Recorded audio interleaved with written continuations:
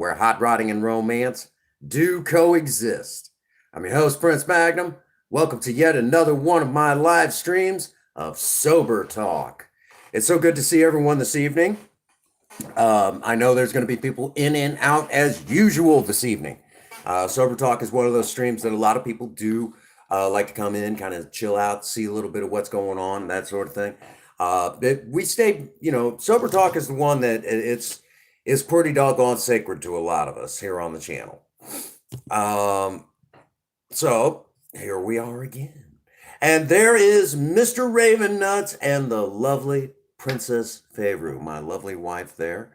As usual, got to get this shared out. What's going on, Morgan? Welcome to the live, my friend.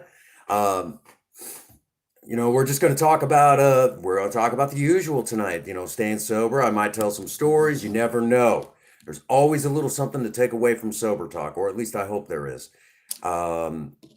Sometimes we might talk about things that go on in my life.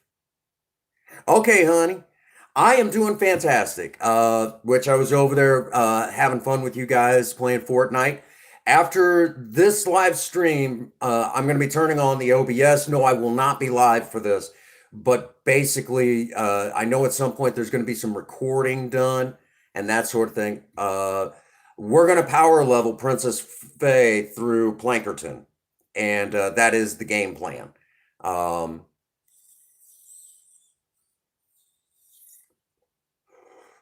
got my traps set up where they're pretty good, even for the level they're at. They're actually not bad.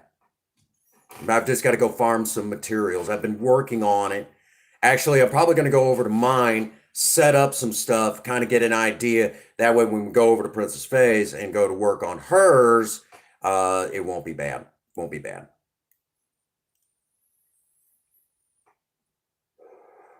Set up some nifty stuff, basically making it nearly impossible for anything to get through. It'll be fun. So that is the plan. Okay, how you doing, Danny and Mike?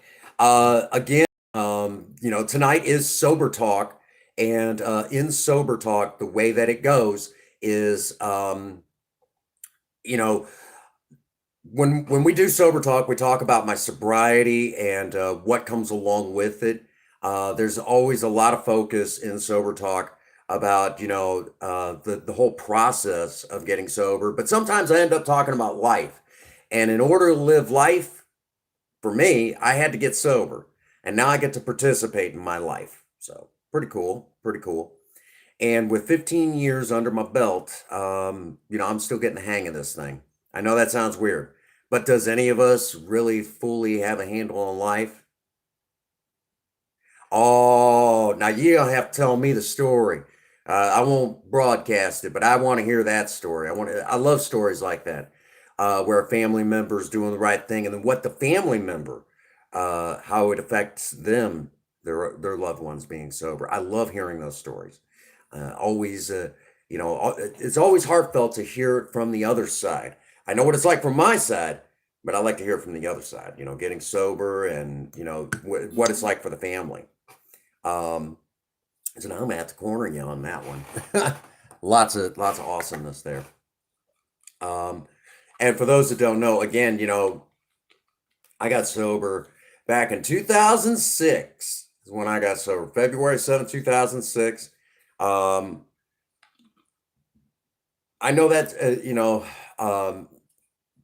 here we are now, year, 2021. And, when I got sober, I was 26 years old. And I remember my first meeting. Nobody believed that I was 26.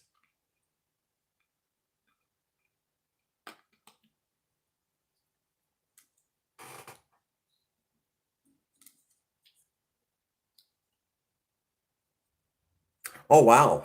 That's impressive. Some people can do that. I needed a lot of help. I couldn't stop on my own. I couldn't stop with a doctor's orders or anything like that. I couldn't stop. What's going on? Think different.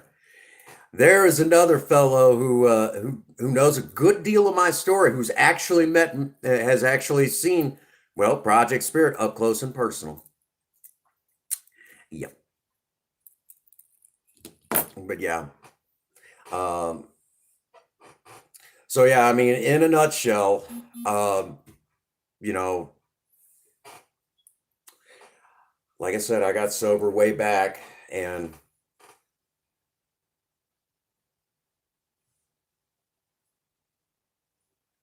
huh.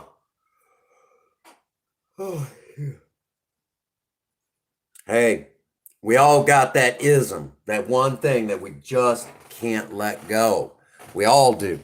Just one of those things. It's part of, we all have, some people are workaholics. I know I'm bad about that. I'm a workaholic. Princess Bay gets on to me about that all the time. Don't you just do anything for fun anymore? I think I do. I hope I do. I'm pretty sure I do. Right? Hey, one foot in front of the other, and every journey begins with that first step. We all know that. But I even got my fancy fang dangle big book with me tonight. I always have a big book somewhere in the apartment. Cinnamon's fun. Yes, yes. You'll see Cinnamon this coming Saturday. Yeah, Saturday. You'll see Cinnamon live at about 7 o'clock Central Standard Time. For you guys over in the UK, that's about 1 a.m. Yeah, I had to learn that, because a lot of y'all who come in pretty regularly are all from the UK. So I had to learn that time zone. Yeah, yeah, for them it's early in the morning, middle of the night for them. So yeah. Oh yes, I know cinnamon is. See, that's the funny thing. A lot of y'all out there really love cinnamon, and I was talking about that at work. And there's actually they don't say anything. They're like, I don't know what to say in chat. And I said, well, just say hi at least. They're scared to say something like they don't think they're allowed to. But they want to. I actually have coworkers that'll actually come in and watch the cinnamon live stream, which is funny because one of the gals, she's like, I love cinnamon. She's like my favorite of all time. Um, and I'm like, I I said, I don't know what, I said it's just, a character. I said, but that character, we treat as an actual, like it's another person. And she's like, oh, I get it. I get it. I mean, I can understand where that's a thing. All right, I'll be here. I'll be here for a little bit. Um, I know a lot of people will be in and out this stream. Again, if you haven't had a chance to, please drop a like if you're enjoying the positive vibes here on Sober Talk.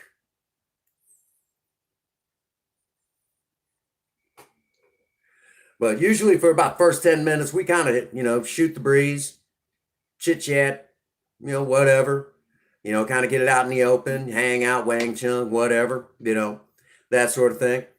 And you know, then come that 10-minute marker, I'll dive into whatever might be, in the back of my head right there, and just kind of roll with it. Um, just one of the things. Um, so while I'm thinking about, about sober talk and everything, um, we talked about the first month and a half of sobriety. We've talked about what's going on, Simon. Welcome to the live. Uh, we, I know we've talked. I think we've even talked about that. I say it was around a year, but I think I was just a little over 11 months sober when sober man was like, Prince Magnum, um, I know you enjoy the meetings here at home. Of course I do. I love the meetings here at home. He said, I need to take you to some meetings up in St. Louis. I said, okay, why St. Louis? He said, well, there's good meetings up there too.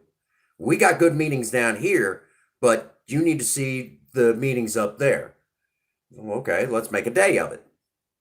So we got a bunch of us together. And when I say a bunch of us, there was actually about four of us.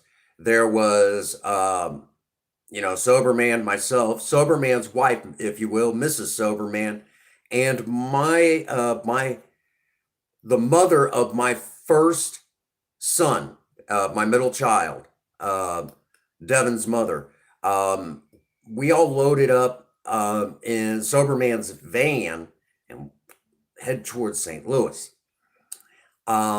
So as we're going towards St. Louis, we're all having some big laughs and everything, and just talking, just sharing stories. Of course, for me, Sober Man's got all the really cool sober stories at this point, and all the sober stories that I've got, Sober Man already knows it. He's been there. So that's just one of those things. So it was, a lot of times, I would bring up something that we had done together. Oh yeah, yeah, yeah. And he would tell me what he was thinking about that time. I would tell him what I was thinking about that time. And, so that was the best that that I could do. But Sober Man had all the cool sober stories of, of, you know, the places he's been and the things he's done and just stuff like that. And so for a lot of people, if you ever wondered about that in those early days, I didn't have many great stories. Well, there was this one time I showed up drunk and I had my underwear on the outside of my pants. No, so it was a lot like that. Um,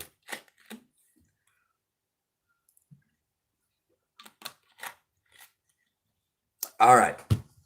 So where was I?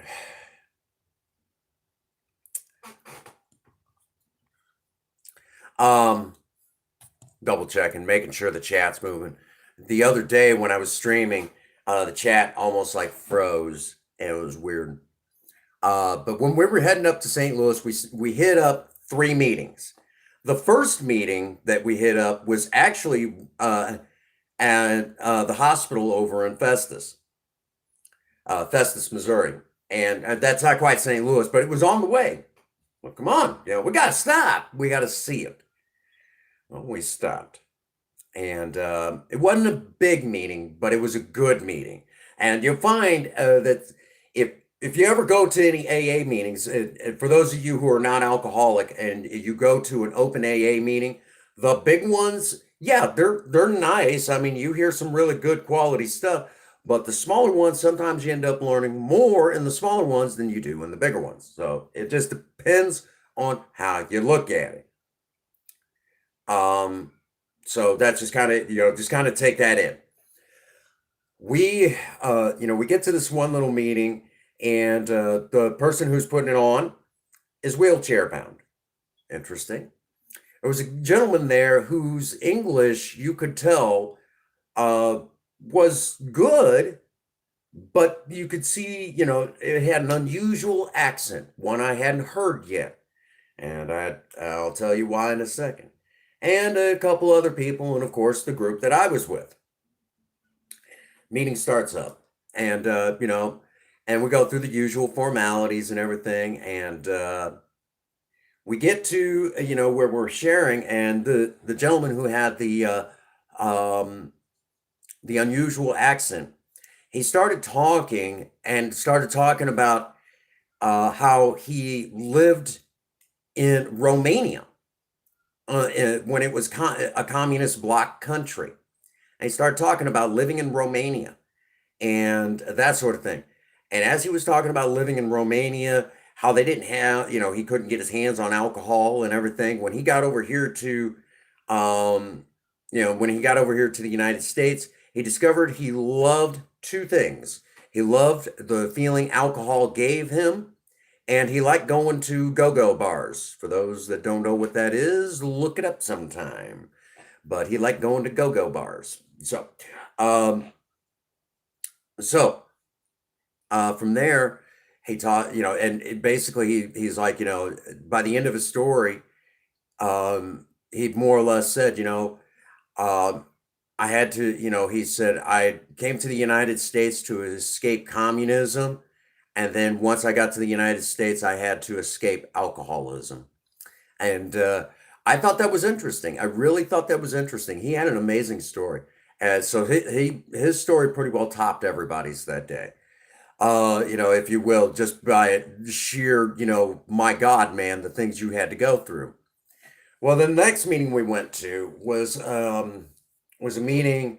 I forget exactly where it was, but it was a place called the 410 Club. And the 410 Club was basically in like the basement of this building, but it was like a AA clubhouse built into the basement of this building. It was really cool. I think it had something to do with the street, or something to that effect. But anyhow, a good sized meeting. And, meeting starts up, and, you know, when it came time for, do we have anybody who's new or visiting? Because that's actually a thing. They'll ask if there's anyone new to the meeting, or if there's, to that meeting who's never been to that meeting. Maybe they've been in a while, but been in the area. And the other one is visiting. Are you from out of town? If so, make yourself known that we have somebody from out of town who's members of Alcoholics Anonymous from out of town. Now, why is these things important? Number one, for some people, that particular meeting they're going to is the only meeting they're comfortable going to, so they don't know if there's any meetings elsewhere. And the out of town part, it lets that newcomer know that AA is more than just in their area. Even though this is kind of a common knowledge thing, it's one of those things that some people need to know that it is outside. It does grow and exist outside the area. Hey, what's going on, Lewis? Good to see you. Good to see you this evening. Another sober talk tonight. So I'm actually telling a story about the time I was almost a year sober. And I was talking about one of the AA clubhouses I was at. So they asked at this particular meeting if there was anyone new or visiting. Oh, excuse me. Too much soda.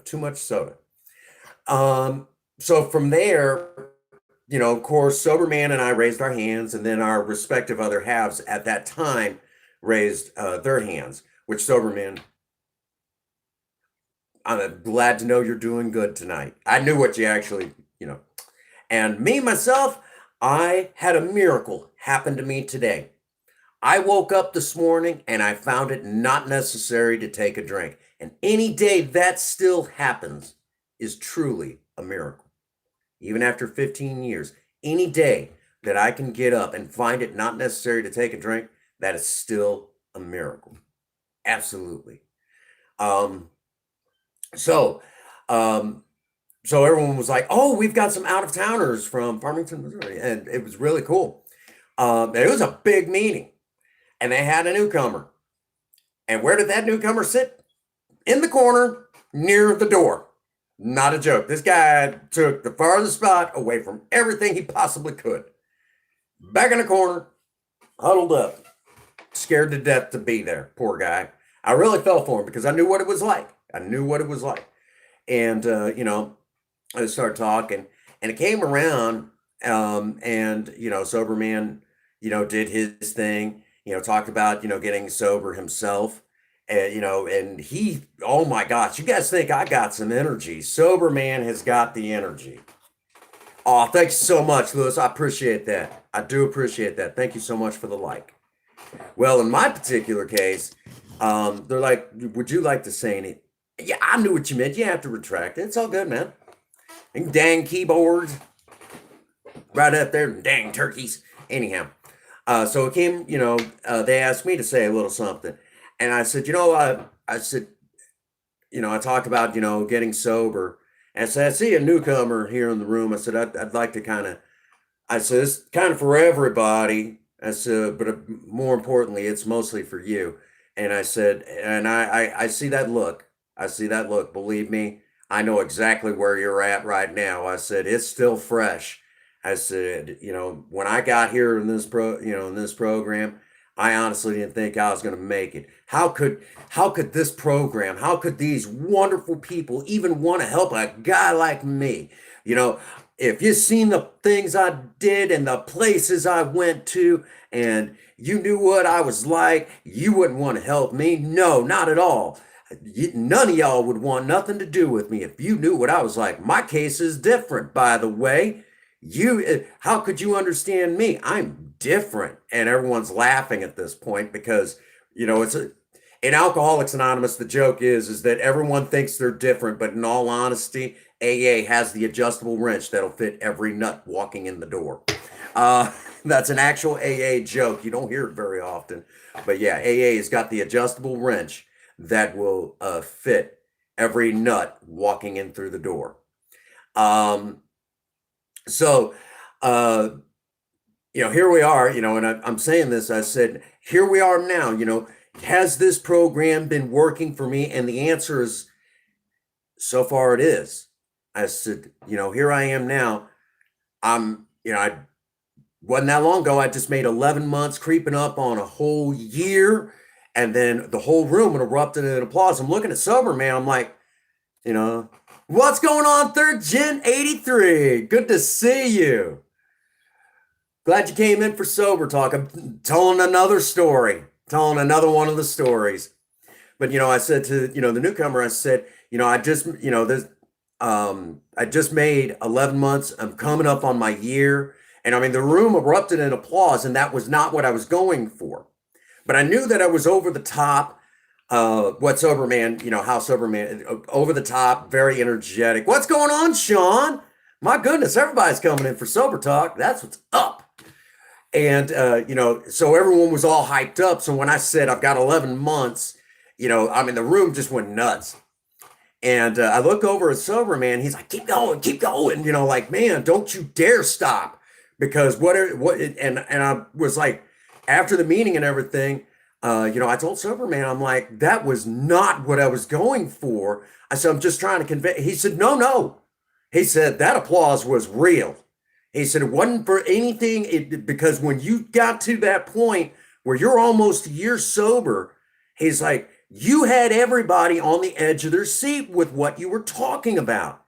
He's like, I don't know if it's going to help that newcomer, but I think anybody who was sitting on the fence thinking about going back out and drinking, he said, they ain't going anywhere after what you said today. He said, that was powerful stuff, Prince Magnum. That's what he's like, that's what I'm talking about. And see, y'all talk, a lot of y'all will talk about how you really like the power that I put in, the passion that I put into whenever I'm doing a Sober Talk like this, or, doing anything. That passion was actually, the way I present that passion, you might as well say that's Sober Man. That was what he taught me. Actually, I really learned a lot from him. So through Sober Man, I really learned to become a great public speaker. And because of him, I have been a public speaker, well, for Alcoholics Anonymous numerous times. But that one time, there was that one time, I'm just, going, as a matter of fact, the chairperson said, he's like, I used to have a lot of ill feelings towards Farmington, Missouri. He said, I think I just changed my mind. Good God, son. He said, that was some powerful stuff. And, it moved on down the line. And the person that said something next was like, wow, he's like, I got to follow that. Dang, man. And then I was like, and I looked right at him. I said, from the heart, just share from the heart. That's all you got to do. So don't have to top anything. And I just said, how do you top it? Just tell us what's, just language of the heart, my friend. And he's like, gosh dang. He's like, he's still going. It's still good stuff, so it was, and like I said, Sober Man he was always like, wow, that's my sponsee.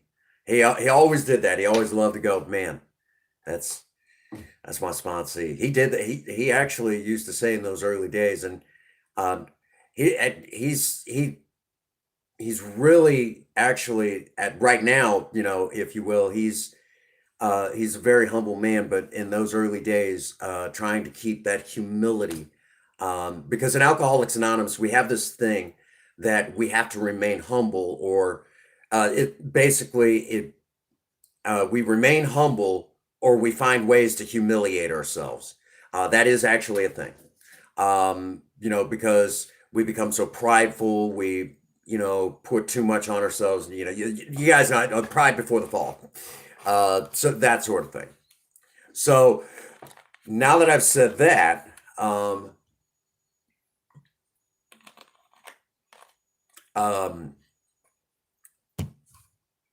the next meeting we went to was at wasn't the Lindell Club. Oh my gosh. I used to love going to that place. I can't remember the name of it. Lindell Club. No. Wasn't the Lindell Club. Harris House? I'll remember it. I'll have to holler at Sober Man. But we went to this other one, and it looked almost like a little rundown house, but it was really nice. They had it sectioned off really nice for meetings and everything. And Sober Man, of all the things, the person who was supposed to run that meeting was not there. Sober Man scoured around and found their format. Him and I set up the meeting, and we did that meeting. Yeah, Princess Faye is actually playing Pikmin right now. But I know sometime after this, we're going to be climbing on to Save the World Fortnite, and we're going to do some power leveling. Ooh, ooh, ooh. Anyhow, so that is the thing.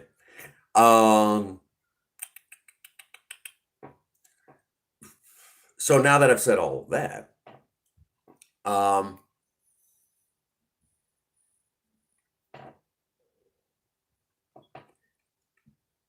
to remember everything. My gosh. Come on, Prince Magnum. We did that one and actually heard an old timer tell off this guy who was walking in. Basically, he was what we call a retread, which is nothing wrong with being a retread, but some retreads are retreads for a reason. And what is a retread? Basically, they are a chronic relapser. They're a chronically relapser. Now, there's nothing wrong with this, okay? But there's a reason why certain ones are. And what it boils down to is they have this know-it-all attitude that they won't listen to the people who got experience staying sober. Okay? Oh, I know how to do it. Well, if you knew how to freaking do it, then why the hell are you here? And an old timer went off on one of these smart aleck newcomers that, constantly in and out like that. And he went on, and I'll actually have to tell you guys some interesting statistics after I get through this story. But basically, he tells off this guy. He's like, look, I know you think you know how to stay sober. He said, but your best thinking got you here. If you knew so much, what the hell are you doing here? He said, the problem is you don't know as much as you think you know. He said, sit down, shut up. Maybe you might learn something that might save your life. He said, if you don't want to listen to us, get out. And it was like that, just like that. I don't know if that guy ever stayed sober, but when that guy heard it, he kind of looked down at the floor. And see, them old timers like that, those rough, tough old timers, the ones that got sober back in the 70s, they'll tell you how it is. They will straight up tell you how it is. Where I live, there's actually an old timer. I kid you not. There's actually an old timer that used to say there's a chapter in our book called Into Action, Not Into Thinking. Not a joke. And he basically, some other members were like, you might want to take it a little easy. Some of the newcomers are crying. Yeah, that's actually a thing. Today, we have a lot of the newcomers coming in there's no nice way to put it. They're very, very, very, very sensitive. We're talking the ones that are 18 all the way up to the age of about 30 right now. If you were to twist my arm and kind of give an age group, we might even stretch it and go all the way up to about 33. And the reason why they're a little oversensitive, good luck figuring it out. But that's just kind of the culture we live in. So when these rough, tough old timers from way back when that got sober in like the 70s and in the 80s and have no problem telling you how it is, it has, these overly sensitive newcomers immediately will basically cry and go get drunk. Not a joke. They'll cry and go get drunk. And everyone wants to blame these rough, tough old timers. No, these rough, tough old timers pissed me off when I first got sober, and I was going to show them I stayed sober. So fuck you. that was some of my thinking back. Fuck you, I'll show you, I'll stay sober. You know, oh man. So that's just one of those things, okay? So, but the ones that we're getting now, they are super, super sensitive and don't want to hear sit down, shut up, your best thinking got you here. We already know what you know. Now you need to listen to what we know. So maybe it might save your life. When they hear this, they can't handle it. And most of them, like I just said, and this includes the guys, grown men, will start crying and they go get drunk and high. And then they wonder why. It had nothing to do with the rough, tough old timers. It has all to do with the overly sensitive. So if I'm at a meeting, you will actually hear me say, in said meeting, you'll hear me actually say, I know there's newcomers here, and I know we have some rough, tough old timers, and they're going to be rough on you. But there's a reason why they're rough, okay? From their experience, that's what got them sober. And that's what and rough, tough old timers pissing me off when I first got sober helped keep me in these rooms. That's how I got the time that I got right now. So when they get rough and tough on you, yes, exactly right. Because they're trying to keep you here. So either you grab onto what they say with all their experience, or we'll save you a seat when you get back. If you're lucky enough to get back. I tell them straight up honest that the disease of alcoholism does kill people. It kills lots of people every year, and not just in the United States. It is a worldwide problem. Just like the pandemic that that we're still dealing with, alcoholism is a pandemic that no one fully understands. It isn't contagious, but there's a lot of us, a lot more of us than I could ever remember. I remember, it was always kind of like it was a rare breed, but now we seem to be everywhere, a lot more than there used to be.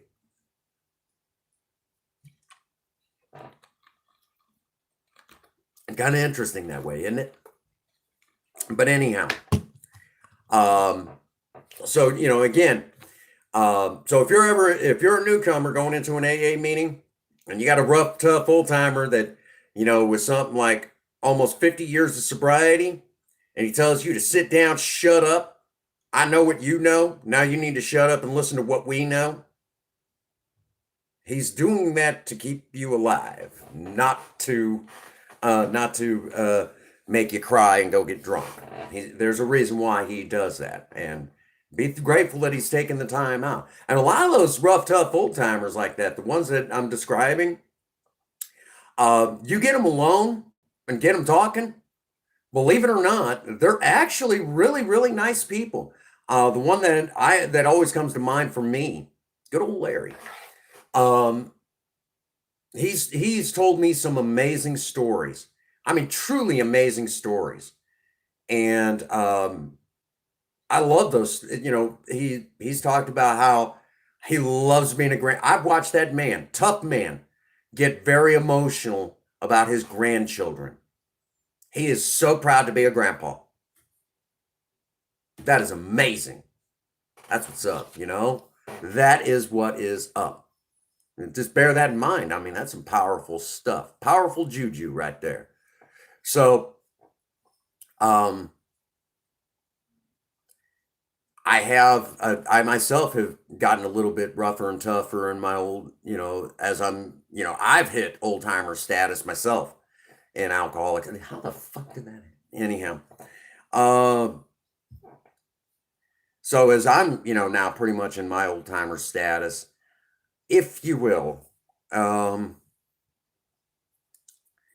never thought I'd see that, but even I'll say certain things.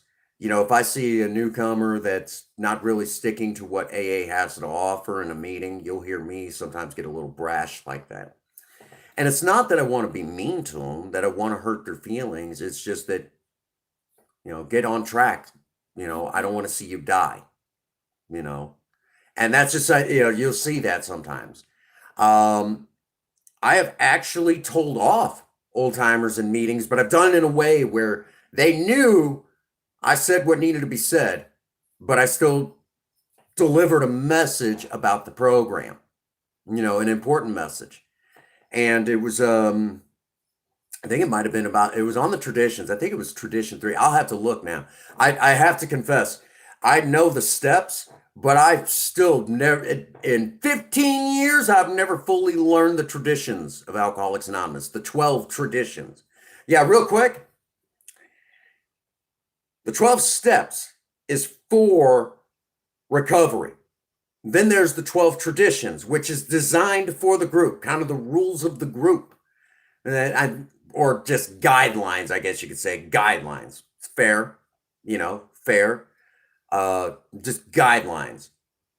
From personal experience with what Alcoholics Anonymous found worked well for groups. And if you stick to this, you'll be okay. And ironically enough, groups that don't stick to it usually don't make it. We don't know why that is. It's just one of those things. Groups that don't stick to it, so that's probably why they're traditions. And then there's the 12 concepts. And the 12 concepts deals with AA, Alcoholics Anonymous, on like the global scale, if you will, the global scale. Or, so it talks about the structure and all the important, yeah. And I don't know the concepts, but I know the 12 steps, and I know a little bit about the traditions, and I still need to learn the concepts. Sober man, we've got work to do. We got plenty of work to do yet. I never fully, but one of them that I taught, I think it was the 3rd tradition. You're basically, in a nutshell, it's, if you say you're an AA member, you're in. It's kind of like, if you're an alcoholic and you say I'm a member of Alcoholics Anonymous, you're in. That's it. Are you an alcoholic? Yes. Do you have a desire to stop drinking? Yes, you're in. That's it. That's the only requirement. The only requirement is a desire to stop drinking. And it'll even say, nobody said that you had to stop. You just got to have the desire. But that is the objective, to frickin' stop killing yourself. So when there was a woman that, was kind of, every time you turn around, she was always looking for a reason to be hateful to me. And this is one of our lady old timers in Alcoholics Anonymous. Well, the day came, it was traditions. And it came around to me, and I said, hello, I'm Prince Magnum, an alcoholic. Hi, Prince Magnum. I said, I must confess, I don't know that much about the traditions. I said, I do know a little bit, but not a whole lot. I have to confess. I said, I would be a liar if I sat here and said that I did. I said, but if there is one tradition I do know a great deal about, it's that 3rd tradition. That 3rd tradition is the only requirement for membership is a desire to stop drinking. This is important.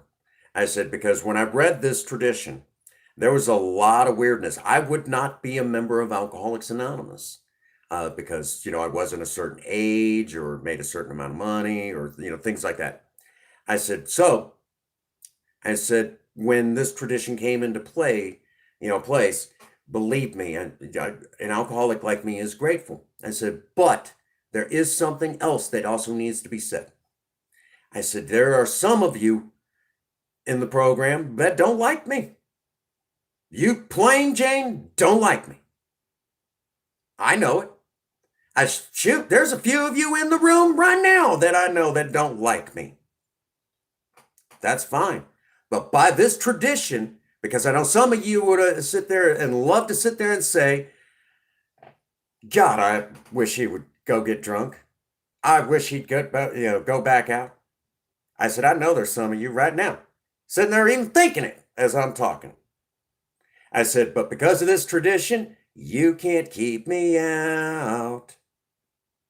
I said, and with an attitude like yours, you might want to get in touch with your sponsor, get back in that big book, and take a good close look at them steps. Because I'm going to tell you straight up honest, if you got an attitude like that, that relapse is just right around the corner. And I said, that's all there is to it. You're going to go get drunk. I'm going to be here. I'll save you a seat. Well, this one, very, very hateful woman. She's a hateful woman. She looks down, realizes that she knew I was basically, that it was for the group, but I directed it at her at the same time. She knew that was my shot. She looked down at that table when it came around. She said, I have to confess, I just learned something about the traditions today. And I think I need to go talk to my sponsor. Straightened her out, didn't I? Actually, her and I actually ended up getting pretty close after that. She helped me with a few spots, and it was just one of those things. She needed to hear that. She needed to hear that honesty, that brashness, and it reminded her that hey, this isn't your show. Brought her back to reality, and she stayed sober. Pretty cool, huh? That chat has not moved, and that concerns me. No, y'all just listening. All just listening. That's awesome. So that was actually a thing where basically, I had to tell off an old timer. I was actually a GSR for this one group, and of all the things, it swung around where I was at a district meeting, and the district meeting is where you conduct the business. And this one, there you go, think different. This one old timer started mouthing off something that my group does, and I listened, and finally I smiled at him. I said, if you don't like it, why don't you become a home group member and change it? Don't you pull that old timer stuff on me. I've been doing this longer than you've been alive. I said, well, if that's the case, then you already knew that, and you shouldn't be speaking right now. Same. So it was like that. And he just kind of looked at me like, huh. I said, hey, I'm the one being the elder statesman right now. Where does that leave you? He's like, bleeding deacon. God damn. And I said, and you can't, you can't try to pull anything out of the big book because I've got you there too. I said, you want to act out? I said, I know the stuff just as well as you, but I know the book. I know it right out of the book, and I can go to it anytime I want. And he's like, I said, you calm yourself, And you know what? Him and I were always the best of friends, and even to this day, I know if I seen him, absolutely nice guy, And what it is just, he hated dealing with the district. Some people just can't handle that service aspect. They're just not cut out for it. I love it, but I haven't done it in a while. I do miss it though. I'm one of those service work junkies. But anyhow,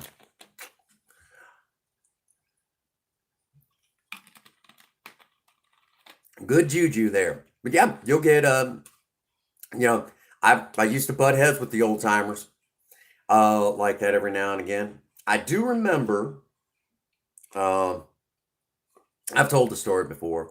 My first trip to area assembly, and you know, uh, while I was the DCM for the district that's down here, I was the last DCM, the last one.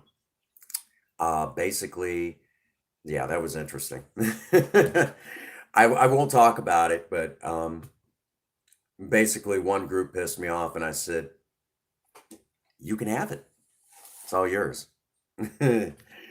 um, you know, principles before personality. Remember that, Potosi. Principles before personality. Um, um, what ended up I was actually at some, I was at the the area assembly, and everyone at area knew when I walked up, I was going to try to say something positive and try to say something, that would, you know, more or less, uh, kind of, kind of get people thinking. I always try to keep it positive when I would get up in front of people like that. And this one particular day, just one of the things, this one particular day when I went to, they, they were talking about moving area assembly around the eastern area. And when I talk about eastern area, it's the entire eastern half of the state of Missouri. What's going on, Chairman? Good to see you, bud. But it's the entire eastern half of the state of Missouri. So they want to move it around the area a little bit. And there was people out of St. Louis that didn't like the idea. They got really upset about the idea. And I listened, and then some people were like, "Well, it would be nice if you guys came down if we did it down where I live, so I didn't have to drive so far, all the time. I'm driving all the way freaking Sikeston, or I'm driving from somewhere upstate Missouri, and I'm listening, and it goes back and forth, and finally, I I stood up. Has anyone got anything they would like to add to this? One guy out of St. Louis said, I think we should move it around. And he did it. And a lot of people from his own group got upset. And he's like, the way I wanted to say it, it didn't come out. I walked up. A couple people after him. Hello, I'm Prince Magnum. I am an alcoholic. Hi, Prince Magnum. I said, I represent, District 6 as the DCM. And I went into this whole thing, that the drive is nice. I do enjoy it. And it's really nice coming to see everybody. And I was going to area assembly when it was in Wentzville. What's going on, Grave Taker? And I said, I get it. For a lot of you in this room, it's always been near the St. Louis area. I said, but here's the thing. For some folks where I live, driving to St. Louis, even people that are not in the program, they get white in the face and they're like, good luck. I said, a lot of it has to do with what's on the news. They think St. Louis is a war zone. I said, but for the record, I've never not made it out of St. Louis alive. I've always come home. And everyone starts laughing. And I'm like, that isn't what I was going for, but yeah, we'll roll with that. And everyone started laughing even harder. Like, man, I'm like, don't get me wrong. I mean, I get it. And a lot of it has to do with the traffic. So a lot of people back where I live that aren't in the program they're like, good luck, man. I won't go to St. Louis. There's nothing up there for me. I said, so you got to understand that same mentality is in Alcoholics Anonymous where I live too. It's just like that. They don't want to come up here. It's scary. It's a big, scary city. Bad things happen here. They think it's a war zone. The traffic is bad. People can't drive nowadays. One of the reasons why I got the car I got.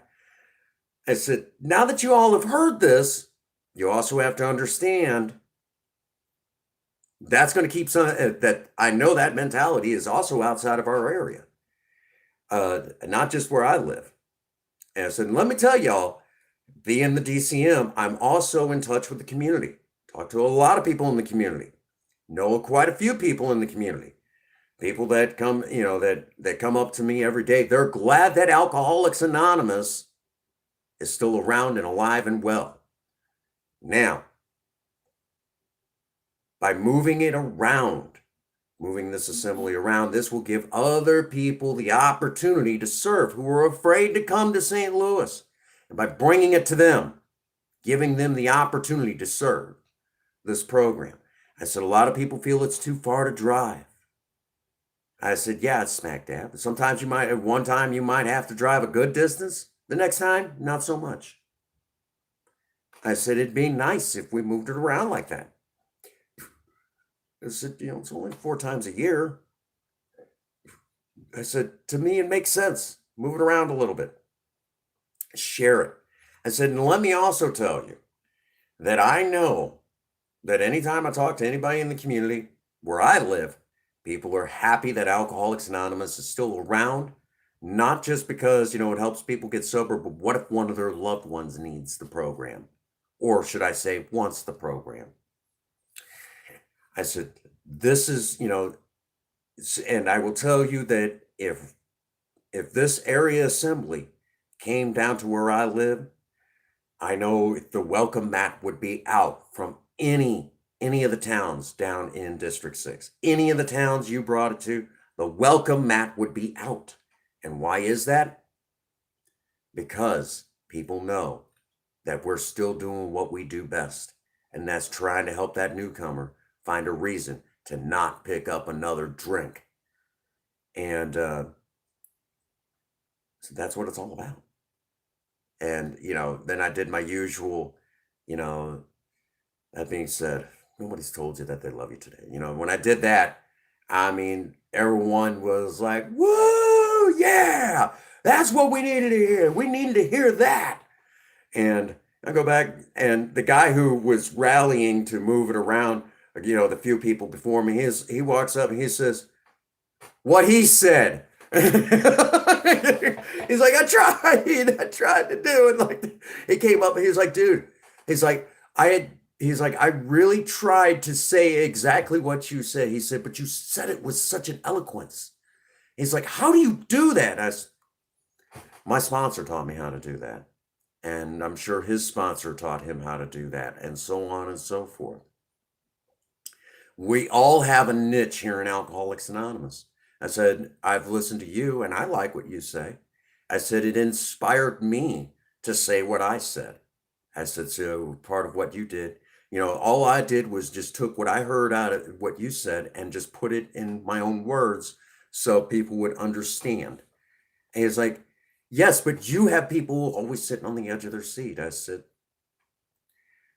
I don't understand where it comes from other than I learned it from my sponsor, and it's an ability that comes from a higher power of my own understanding that I don't understand. But I don't have to. I just know that my higher power is there directing exactly what I need to be doing. And for that, I'm grateful. And he's like, hey, he's like, I want to know how. He's like, I just wish, I don't know.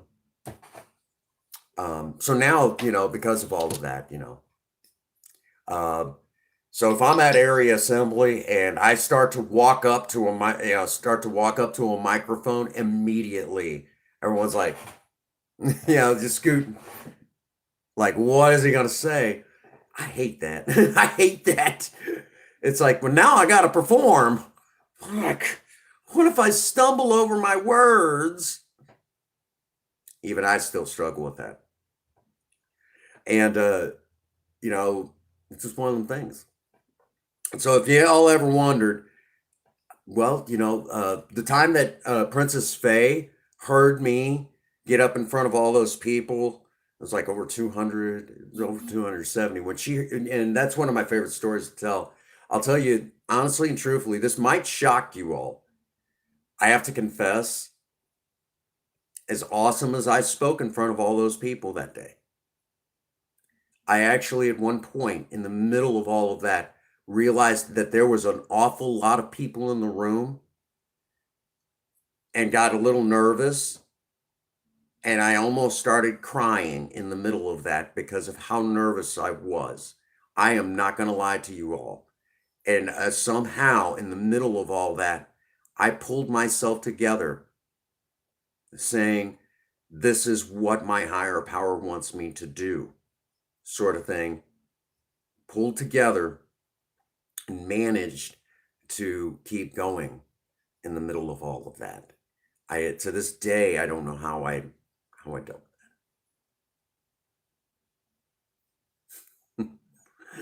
Yeah, he'd been here a minute, but yeah, I think most everyone's just listening tonight, and just powerful stuff. Good stories, and I love telling stories. Y'all know I love to tell a good story. But yes, so yeah, I mean, in all honesty, I did get kind of scared.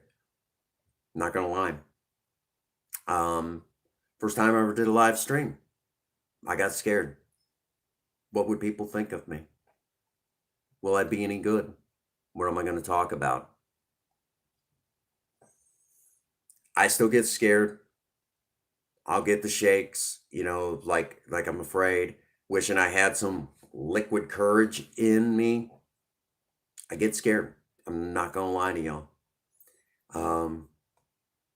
It's not preaching. It's telling you it's from personal experience. I'm just sharing my experiences. Just sharing my experiences. And, all the great things that I've got to do, there have been times that I have been scared as fuck. Not a joke.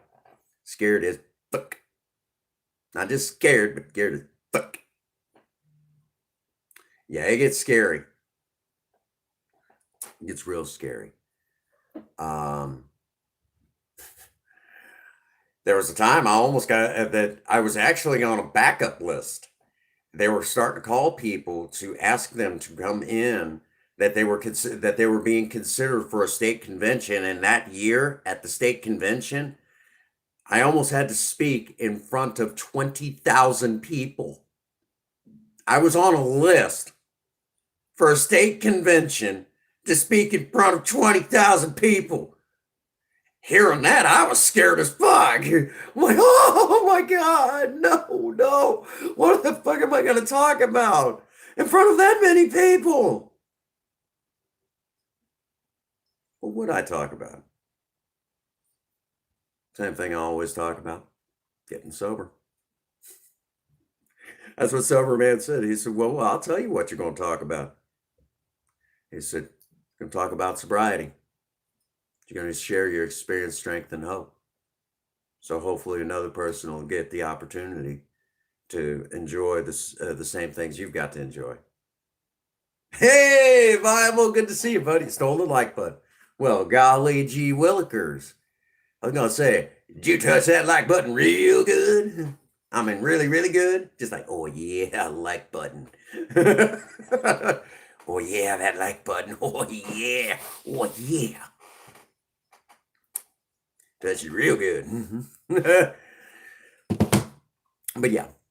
I know that here in a little bit, Princess Faye and I are probably going to be sliding on to Save the World.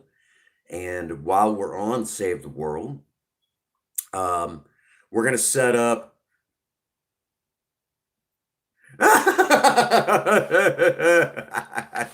Well, that's awesome, man. Well, you're in the right place. Us alcoholics are pretty doggone perverted too.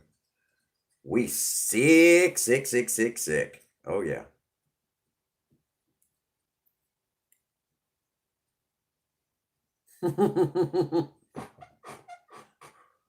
Yep.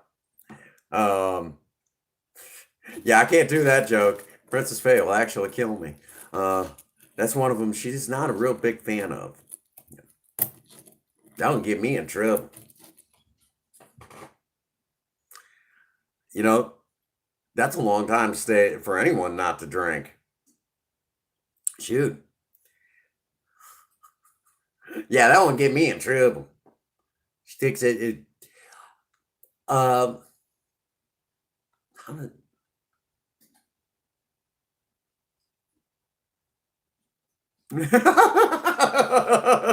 Finally got over.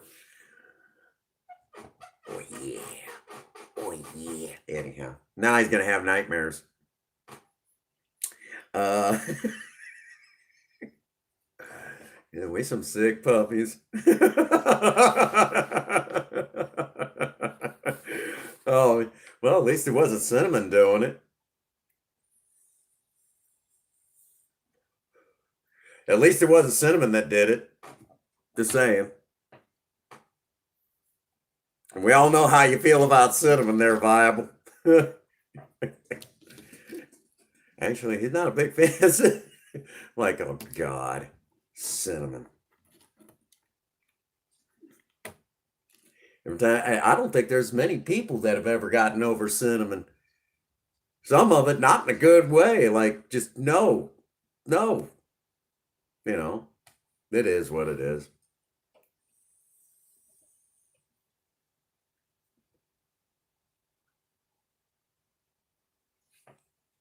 That's fine. You know, hey, see, you got it. You got it.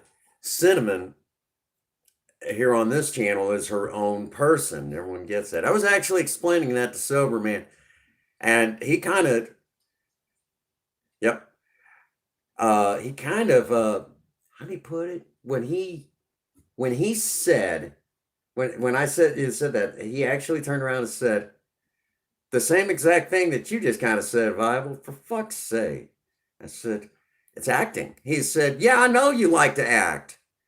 He said, what person doesn't to some degree? He said, but you're getting into the real stuff now. I said, well, yeah, I'm on camera. People can see the stuff every day. He's like, yeah, I guess that makes sense.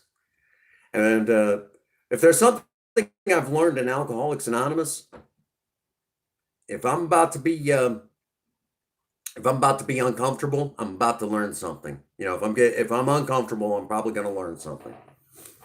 And playing that character has actually taught me a great deal. Taught me a great deal. But that's another subject for another time. Right. It's one of the cats playing around with something. I thought it was Princess Faye there for a second but we have Zelda's been downright destructive lately. Just knocking things over. I'm surprised something hasn't been exploded in this apartment because of that little kitten. She's a handful these days. Um, but anyhow, we're getting ready to wind it down for the night. Uh, we'll probably work on some recorded content. Heads up, it is in the making where I, Prince Magnum, will be. You're going to actually see a video where I, Prince Magnum, and Cinnamon will both kind of be talking to each other. Right now, I know Think Different's like, okay, this shit I got to see. I actually have to see this. I have to see this. I'm very, very curious how this is going to work out. Uh, you've seen the mad editing skills. You'll see it. It'll actually be interesting. I'm about halfway done. But this is in conjunction with Sean. I know you're somewhere in the background. I know you're somewhere in the background. You're getting your wish. The video where Cinnamon goes against Prince Magnum, who is the better player at Fortnite. You're getting your wish.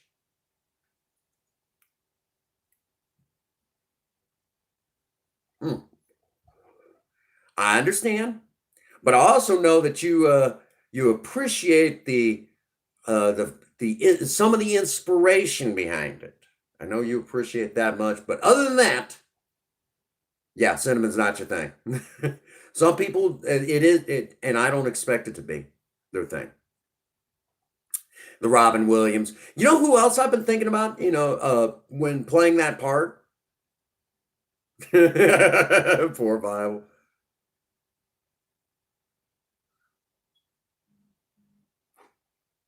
Um, oh yeah, I know you'll check in, see how it's going, that sort of thing. It's like, oh yeah, it's still strange. Yes. But there's some of us that might remember this when Tom Hanks was on that TV show. Um, let's see, the TV show Bosom Buddies. Bosom Buddies, when Tom Hanks was on that. I forget the other guy he played alongside. But yeah, if you remember that TV show, that was a long time ago, back in the 80s. And Tom Hanks, through that entire TV show, played a drag queen.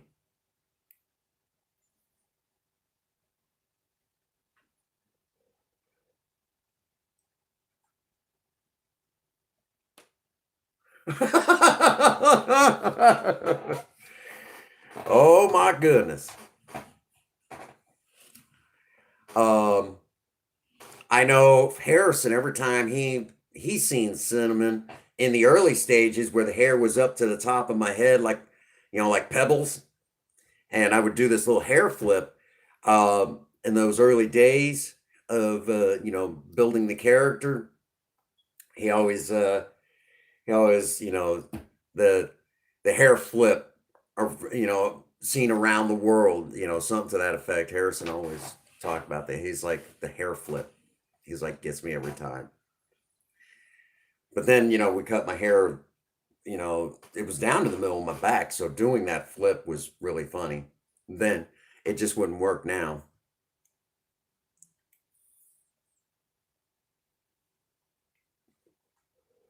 So, but anyhow, we got to wind her down for the night. I'm going to go spend some time with my lovely wife. We're going to play some video games, hang out, have a good time. Probably watch some TV. Actually, we're gonna